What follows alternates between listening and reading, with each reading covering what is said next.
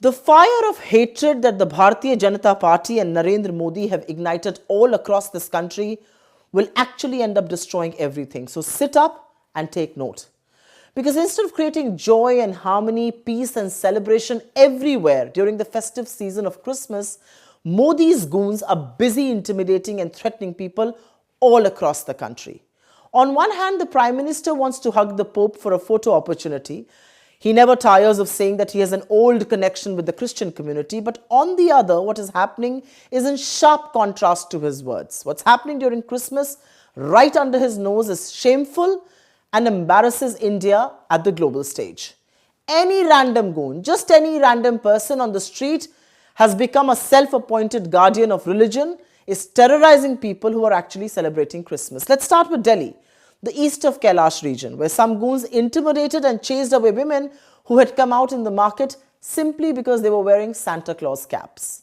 In Odisha, a boy brazenly gets out of a car, starts bullying, and actually ended up chasing away a poor family that was selling Santa Claus caps by the roadside. In Madhya Pradesh's Jabalpur, this is truly brazen. During the organization of a Christmas program for the specially abled children, BJP's Deputy District President Anju Bhargav, after showing cruelty to a visually impaired girl manhandling her, was actually heard saying, "You are blind now and you will remain blind in your next birth as well." Imagine the mindset here. In Haridwar, they mounted such a strong opposition against a Christmas celebration that was scheduled at the hotel that the hotel administration actually had to end up cancelling that program.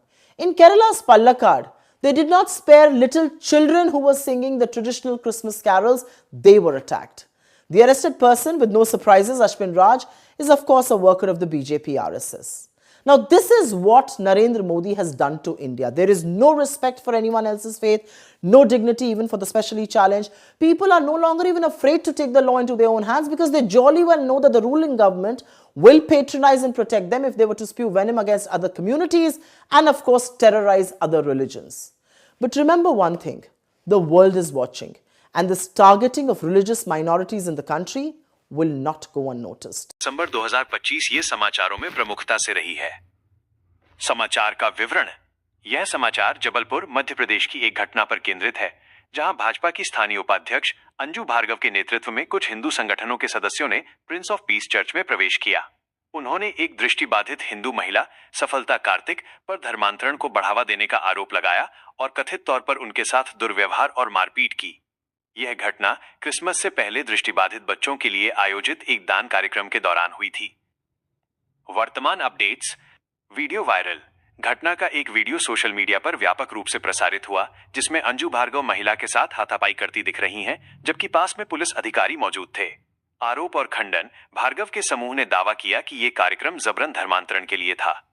हालांकि पीड़ित महिला और church प्रशासन दोनों ने इन आरोपों का खंडन किया है। उनका कहना है कि यह केवल एक चैरिटेबल कार्यक्रम था। अन्य राज्यों में घटनाएं।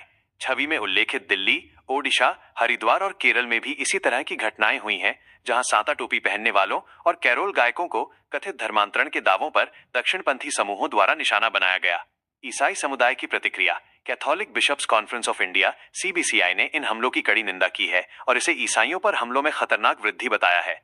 उन्होंने केंद्रीय गृह मंत्री अमित शाह से हस्तक्षेप करने और क्रिसमस के दौरान ईसाई समुदायों के लिए सुरक्षा सुनिश्चित करने की अपील की है। पुलिस की कार्रवाई। कुछ घटनाओं के संबंध में मामले दर्ज किए गए हैं, लेकिन व्यापक शिकायतें हैं कि कई मामलों में पुलिस ने कार्रवाई नहीं की है। इलाहाबाद उच्च न्यायालय ने हाल ही में एक अलग मामले में फैसला सुनाया है कि बाइबिल वितरित करना या धर्म का प्रचार करना अपने आप में अपराध नहीं है और धर्मांतरण विरोधी कानूनों का अक्सर दुरुपयोग किया जाता है।